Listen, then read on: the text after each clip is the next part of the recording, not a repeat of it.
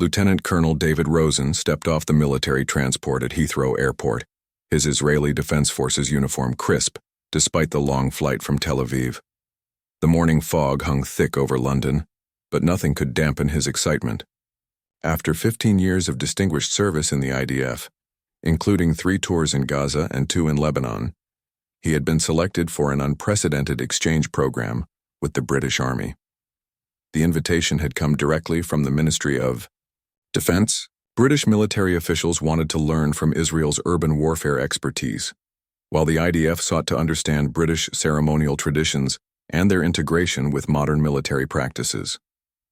David had been chosen not just for his tactical brilliance but for his ability to adapt and learn. His commanding officer had called him the perfect bridge between 2 great military traditions. As his taxi wound through London's busy streets, David pressed his face to the window, taking in the historic architecture. The weight of history felt different here than in Israel, where his homeland's history was measured in decades and biblical millennia. London's military heritage stretched back centuries in an unbroken chain of tradition and ceremony. His destination was Wellington Barracks, home to the Guards Division. The imposing red brick buildings had housed British soldiers for over 180 years.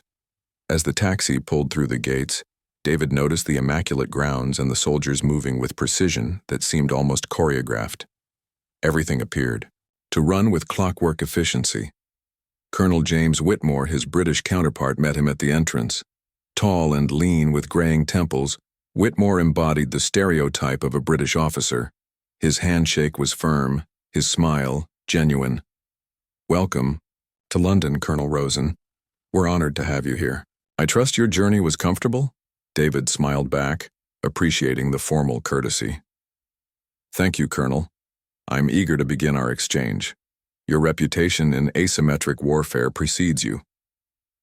He had done his homework. Whitmore had served, with distinction in Northern Ireland, Iraq, and Afghanistan. "Excellent. We'll start with a tour of the facilities, then brief you on our ceremonial duties. As you know, the Guards have dual responsibilities. We're both combat troops and ceremonial soldiers. It's a balance that requires particular discipline." Whitmore's tone carried a note of pride that David recognized from his own discussions of IDF traditions. They walked through the barracks, past soldiers engaged in various training exercises. David was impressed by their bearing and attention to detail. Even during routine drills, every movement seemed purposeful and precise. These weren't just parade ground soldiers. Their equipment and bearing showed they were combat-ready troops who happened to excel at ceremony. "Tomorrow morning you'll observe the changing of the guard ceremony," Whitmore explained as they passed a group of soldiers practicing drill movements. "It's performed every other day during summer, and it's one of our most visible public duties. Thousands of tourists come to watch, but it's far more than entertainment. It's a living demonstration of military precision and British heritage." David nodded, though privately he wondered about the military value of such elaborate ceremonies.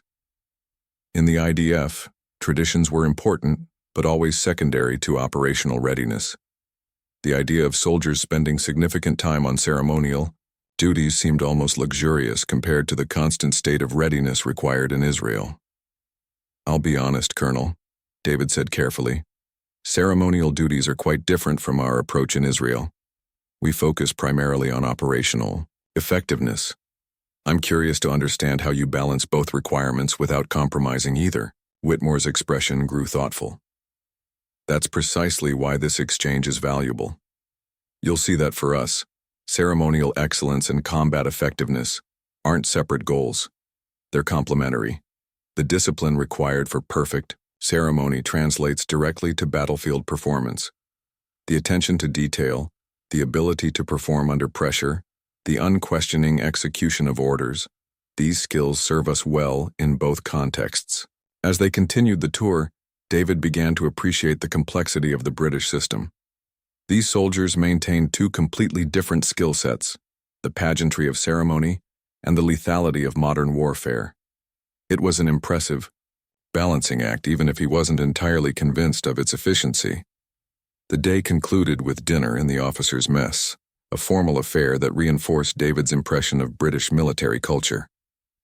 The traditions here ran deeper than tactics or strategy. They were woven into the very fabric of military identity. As he prepared for bed in his assigned quarters, David felt both excitement and apprehension about what he might learn from this very different military philosophy. The alarm clock's shrill ring pierced the pre-dawn darkness at 500 hours. David had always been an early riser, but his Israeli military conditioning meant he was alert within seconds. Through his window, he could see British soldiers already, moving across the courtyard with purposeful efficiency, their movements creating geometric patterns in the morning mist. After a quick shower and breakfast, Colonel Whitmore appeared at his door precisely at 06:30. British punctuality, David noted with approval. "Ready for your first taste of royal ceremonial duty?" Whitmore asked, his eyes twinkling with what David would later recognize as anticipation of his reaction. They walked briskly through the barracks toward the parade ground. The transformation that had occurred since yesterday afternoon was remarkable. What had been a routine training area was now arranged with military precision that bordered on artistic perfection. Every piece of equipment had its exact place. Every line was perfectly straight. Every surface gleamed despite the early hour. "The men have been preparing since 400, Whitmore explained quietly. "Every button polished, every boot mirror bright, every piece of equipment inspected 3 times. What you're about to witness represents centuries of refinement in military presentation." David watched in fascination as soldiers emerged from the barracks in their iconic red tunics and bearskin hats. The uniform transformation was stunning. These were the same men he had seen in combat gear yesterday, but now they appeared to be living statues carved from military tradition itself. Each soldier stood exactly 6 feet tall in his bearskin, creating a wall of identical figures that seemed to stretch endlessly. The precision of their movements was unlike anything David had experienced.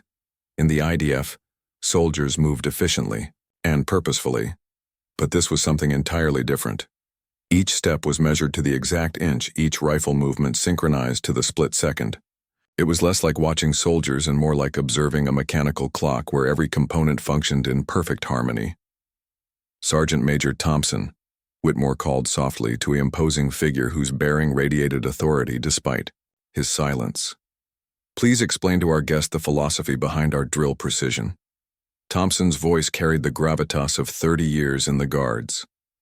"Sir, every movement has been perfected through generations of practice. When a guardsman raises his rifle, it moves through exactly the same arc as every guardsman before him for the past 2 centuries. This isn't mere showmanship. It's the physical manifestation of military discipline and unit cohesion." David found himself genuinely impressed, despite his initial skepticism. The level of coordination required was extraordinary, demanding not just individual perfection but absolute trust in one's fellow soldiers. In combat, such synchronization could mean the difference between life and death. Perhaps there was more military value here than he had initially assumed. As the ceremony preparation continued, David noticed something unexpected. Despite the elaborate nature of the proceedings, these soldiers maintained the alert bearing of combat troops. Their eyes constantly scanned their surroundings, their weapons handling displayed genuine familiarity, and their communication was crisp and efficient. They weren't playing at being soldiers. They were soldiers who happened to excel at ceremony. "The public sees pageantry," Whitmore observed, following David's gaze. "We see combat readiness expressed through traditional forms. Every skill demonstrated here, precision timing, absolute reliability, performance under pressure, unquestioning execution of complex orders. These are exactly the skills that make our soldiers effective in battlefield conditions." The ceremony began as Big Ben chimed in the distance. David watched thousands of tourists gather behind barriers, cameras ready, children perched on shoulders for better views. What struck him was the genuine awe on their faces. This wasn't just entertainment for them. It was a connection to something larger than themselves, a living link to history and tradition that transcended mere military function. But David's analytical mind was also noting inefficiencies. The time investment required for this level of ceremonial excellence was enormous. In Israel, Where military resources were always stretched thin, such elaborate peacetime displays would be considered an unaffordable luxury. His soldiers were trained to be deadly effective, not beautiful in formation. As the ceremony concluded flawlessly, David found himself conflicted. The display had been undeniably impressive, even moving. The discipline and precision were extraordinary, and he could see how such training might indeed translate to combat effectiveness. But questions remained about resource allocation and practical priorities. "What did you think?" Whitmore asked as they walked back to the barracks. David chose his words carefully. "Impressive beyond question. The level of discipline and coordination is remarkable. I can see the military value in such training, though I admit I'm still processing how it fits with modern operational requirements." Whitmore nodded knowingly. "Tomorrow, you'll see the same soldiers in combat training exercises. I think you'll find the connection becomes clearer. Excellence in one domain reinforces excellence in another. Our ceremonial perfection isn't separate from our military capability. It's the expression of the same fundamental commitment to flawless execution, under pressure." By the end of his first week, David's perspective on British military traditions had evolved considerably. The combat training exercises Whitmore had promised proved his point decisively. The same soldiers who performed ceremonial duties with balletic precision demonstrated equally impressive capabilities in urban warfare scenarios, marksmanship competitions, and tactical exercises. During a particularly challenging room-clearing drill, David watched guardsmen flow through a mock building. With fluid coordination that clearly stemmed from their ceremonial training, every movement was economical and precise. Every soldier knew exactly where his teammates would be at any given moment, and the entire operation unfolded with mechanical reliability.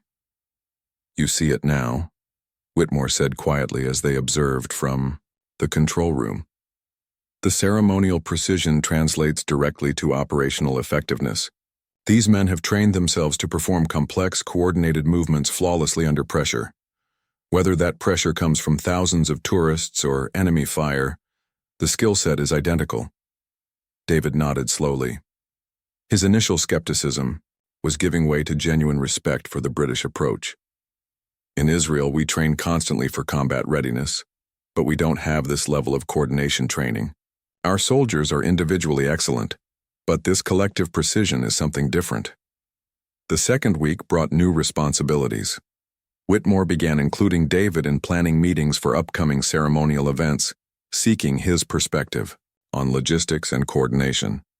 David found himself offering suggestions based on IDF crowd control and security protocols, which were warmly received by the British officers. His confidence grew daily.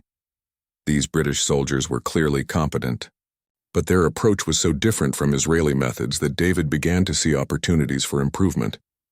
In Israel, adaptability and rapid decision-making were prioritized above rigid adherence to protocol. Perhaps he could help introduce some flexibility into their procedures. The breakthrough moment came during a routine morning briefing. Whitmore was discussing preparations for an upcoming state visit, outlining the complex security and ceremonial requirements. David listened carefully, his mind automatically analyzing the operational challenges from an IDF perspective. "Colonel Whitmore," he interjected politely, "if I may make a suggestion based on our experience with high-profile events in Jerusalem. Your security perimeter is quite formal and traditional, but modern threats require more dynamic positioning. Perhaps we could discuss some adaptive techniques that might enhance both security effectiveness and ceremonial presentation." The room fell quiet. David realized that his suggestion, while well-intentioned, had challenged established procedures in a way that might have overstepped his role as an observer. But Whitmore's expression was thoughtful rather than offended. "Please continue," Whitmore said. "We're always interested in learning from our allies' experiences." Encouraged, David outlined several IDF techniques for crowd management and threat assessment during public events. His suggestions were tactically sound and demonstrated genuine expertise in managing complex security situations. The British officers listened attentively, asking thoughtful questions and taking notes. After the meeting, Whitmore pulled David aside. "Your insights are valuable, and I appreciate your willingness to share them. However, I want to make sure you understand something important about our ceremonial duties. They're not just military operations, they're constitutional functions with legal and traditional requirements that can't be modified without extensive consultation and approval. David nodded, though privately he felt the British approach might be overly rigid. In Israel, traditions were respected but never allowed to compromise operational effectiveness. If a better way existed, it was adopted quickly. The British seemed almost paralyzed by their own history, unable to evolve even when improvements were obvious. I understand the constraints, David replied diplomatically, but surely there's room for tactical improvements within traditional frameworks. Evolution doesn't require revolution, Whitmore smiled, spoken like a true military innovator. But remember, these ceremonies aren't just about military efficiency, they're about maintaining connections to our constitutional monarchy, our history, and our national identity. Changes must be considered very carefully. Over the following days, David found himself increasingly confident in his assessment of British procedures. He began to view their rigid adherence to tradition as a weakness rather than a strength. In his reports back to IDF headquarters, he described British ceremonial soldiers as competent, but constrained by outdated protocols that limited their adaptability. His growing confidence manifested in subtle ways. He began offering unsolicited suggestions during training sessions, pointing out tactical improvements that could be made without compromising ceremonial requirements. He questioned the necessity of certain traditional elements that seemed to serve no modern purpose. His tone became more authoritative, less deferential. The British officers remained polite and professional, but David began to sense a subtle cooling in their interactions. He attributed this to natural resistance to change rather than any fault in his approach. After all, his suggestions were objectively sound and based on extensive combat experience in one of the world's most challenging operational environments. By the end of his third week, David felt he had developed a comprehensive understanding of British ceremonial practices and their limitations. He was confident that his recommendations would be valuable for modernizing their procedures while maintaining traditional elements. The British were clearly skilled soldiers, but they needed someone with broader experience to help them adapt to contemporary requirements. What David failed to recognize was that his growing confidence was beginning to blind him to aspects of British military culture that he didn't fully understand. The polite attention his suggestions received wasn't necessarily agreement, and the traditions he viewed as constraints might serve purposes beyond his current comprehension. The morning of the incident began like any other. David had settled into a comfortable routine over his 3 weeks at Wellington Barracks, and his confidence in understanding British military procedures had grown exponentially. He woke early, reviewed his notes from the previous day, and prepared for what he expected to be another productive day of observation and consultation. Today's agenda included observing preparations for a special ceremony honoring visiting dignitaries from the Commonwealth. It was a significant event that would showcase the Guard's capabilities before an international audience, and David had been looking forward to seeing how the British handled such high-stakes occasions. Colonel Whitmore greeted him at breakfast, with his usual professional courtesy, but David detected a slight tension in his manner. "We'll be dealing with some complex protocol today," Whitmore explained as they walked toward the parade ground. "Multiple foreign delegations, strict timing requirements, and considerable media attention. It's the sort of event where every detail must be executed flawlessly." David nodded confidently. "In Israel, we handle similar challenges regularly. High-profile events with international delegations, security concerns, media coverage. It's routine for us. I'm sure I can offer some useful perspectives." As they approached the parade ground, David was struck by the level of activity. Soldiers moved with even greater precision than usual, their preparations clearly reflecting the importance of the occasion. Every detail was being checked and double-checked, every position marked and rehearsed, every timing sequence practiced until it became second nature. Sergeant Major Thompson was directing the preparations with his usual authoritative efficiency. David had come to respect Thompson's competence over the past weeks, though he sometimes felt the man was overly rigid in his adherence to established procedures. Today, Thompson's commands carried an extra edge of intensity that spoke to the significance of the event. The Foreign Secretary will be arriving at precisely 1100 hours, Whitmore explained quietly. Protocol requires specific positioning of the honor guard, exact timing of the ceremonial inspection, and coordinated movement of multiple units. Any deviation from established procedure could create diplomatic complications. David watched the rehearsals with growing interest. He could see several areas where IDF techniques might improve efficiency and effectiveness. The British approach, while undeniably impressive, seemed to prioritize form over function in ways that created unnecessary complications and potential failure points. As the morning progressed, David found himself mentally cataloging improvements. The security perimeter could be more flexible, the timing sequences could be streamlined, and the rigid formation requirements seemed to limit tactical options if unexpected situations arose. His experience in Jerusalem, where ceremonial events always carried genuine security risks, had taught him the value of adaptable procedures. During a brief pause in the rehearsals, David approached Sergeant Major Thompson.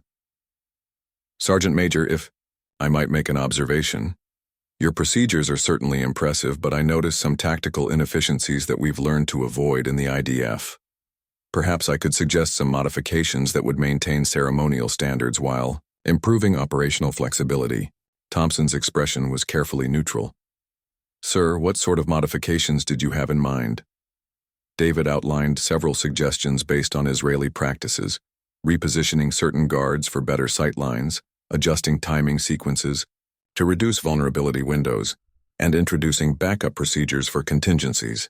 His recommendations were tactically sound and demonstrated genuine expertise in managing complex ceremonial events under challenging conditions. "I appreciate your insights, sir," Thompson replied formally. "However, these procedures have been established through proper channels and approved at the highest levels. Any changes would require extensive consultation and approval." David felt a flash of frustration. This was exactly the kind of bureaucratic inflexibility that he had observed throughout his time with the British military. Good ideas were being dismissed simply because they didn't conform to established tradition. In Israel, such suggestions would be evaluated on their merits and implemented quickly if they proved sound. "Sergeant Major," David said with growing authority, "I understand your respect for tradition, but tactical effectiveness must take precedence. These improvements would enhance both security and ceremonial presentation. Surely that's worth considering, regardless of established procedures." The conversation was interrupted by Colonel Whitmore's approach. He had clearly overheard enough to understand the discussion. "Colonel Rosen, I think we should continue this conversation privately," he said, with diplomatic firmness, but David was committed now.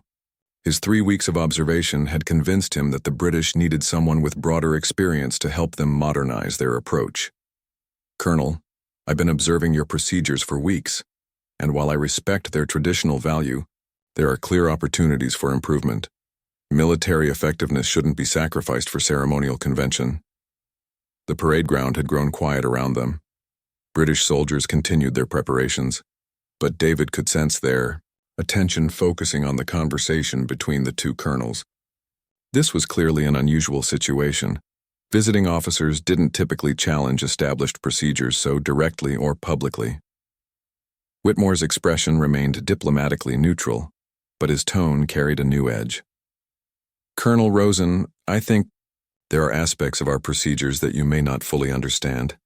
Perhaps we should discuss this matter in my office, where we can review the complete context of these protocols." David realized he had reached a critical moment. He could retreat diplomatically, or he could press forward with what he genuinely believed were important improvements to British procedures. His confidence in his assessment, built over 3 weeks of careful observation, convinced him that his suggestions were too valuable to be dismissed by bureaucratic caution. David made his choice. Standing straighter, he adopted the authoritative tone that had served him well during 15 years of IDF command. "Colonel Whitmore, with respect, I believe these improvements are too important to delay for bureaucratic consultation. Modern military effectiveness requires adaptability, and these ceremonial procedures need updating to meet contemporary standards. The silence that followed was deafening. Every soldier within earshot had stopped their preparations to watch this unprecedented confrontation between two colonels from allied nations. Sergeant Major Thompson's expression had shifted from neutral professionalism to barely contained alarm. This was clearly territory that no visiting officer had ever entered before. David continued, emboldened by his conviction that he was right. In Israel, we've learned that tradition must serve tactical requirements, not the reverse.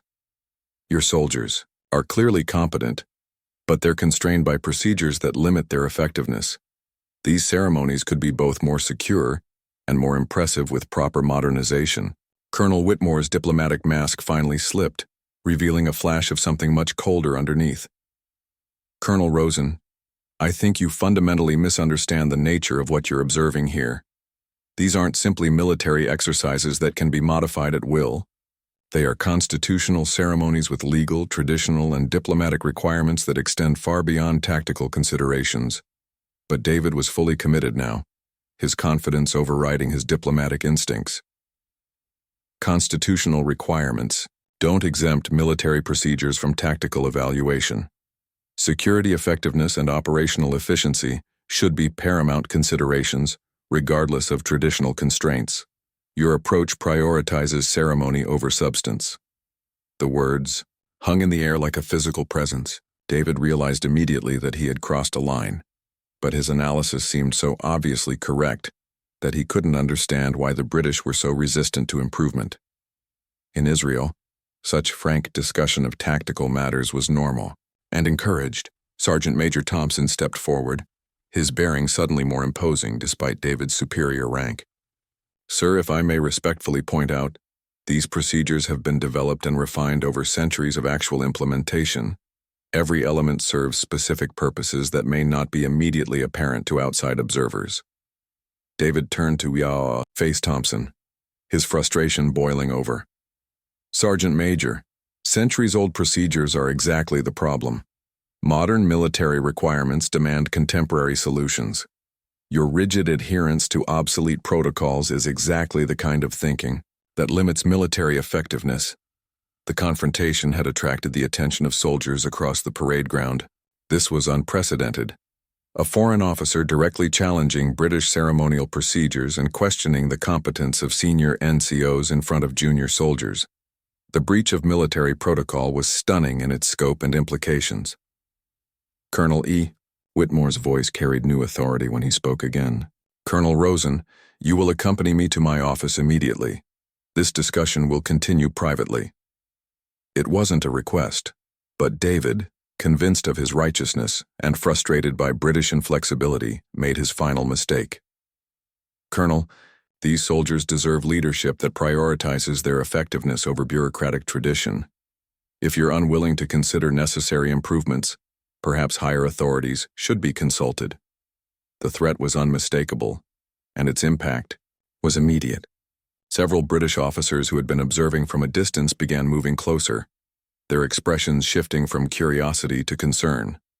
Sergeant Major Thompson's face had turned to stone, and even junior soldiers were exchanging glances that suggested David had ventured into territory that violated fundamental military courtesies. Colonel Rosen, Whitmore said with Arctic formality, you have just challenged the competence of British military procedures, questioned the professional judgment of senior British officers, and implied that you intend to circumvent proper channels of communication. These actions constitute serious breaches of protocol for a visiting officer and guest of Her Majesty's forces. The full weight of his mistake began to dawn on David. He had allowed his confidence and frustration to override his diplomatic responsibilities and military courtesy.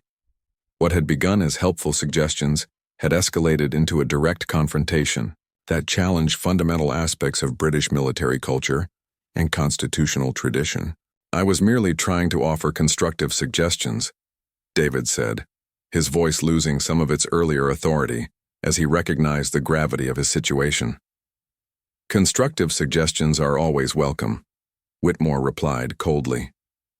Public challenges to established procedures, questioning the competence of senior personnel, and threats to bypass proper channels are not. You have overstepped your role as an observer and guest in ways that require immediate correction. The ceremonial preparations had effectively stopped around them.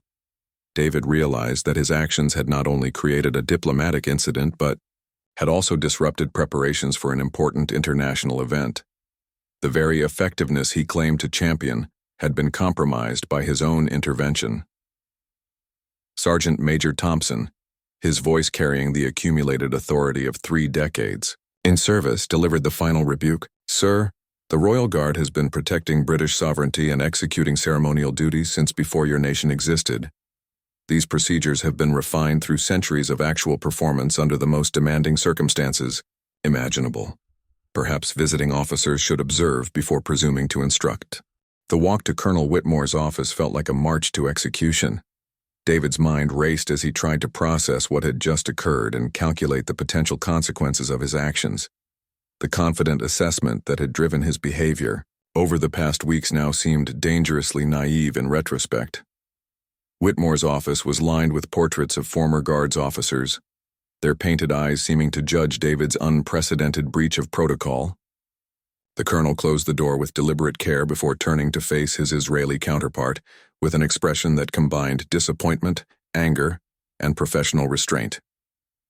"Sit down, Colonel Rosen," Whitmore said quietly. The absence of his usual diplomatic courtesy was more intimidating than shouting would have been.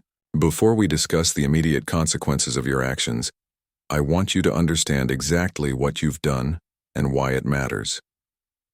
David remained silent, recognizing that anything he said now would likely make his situation worse.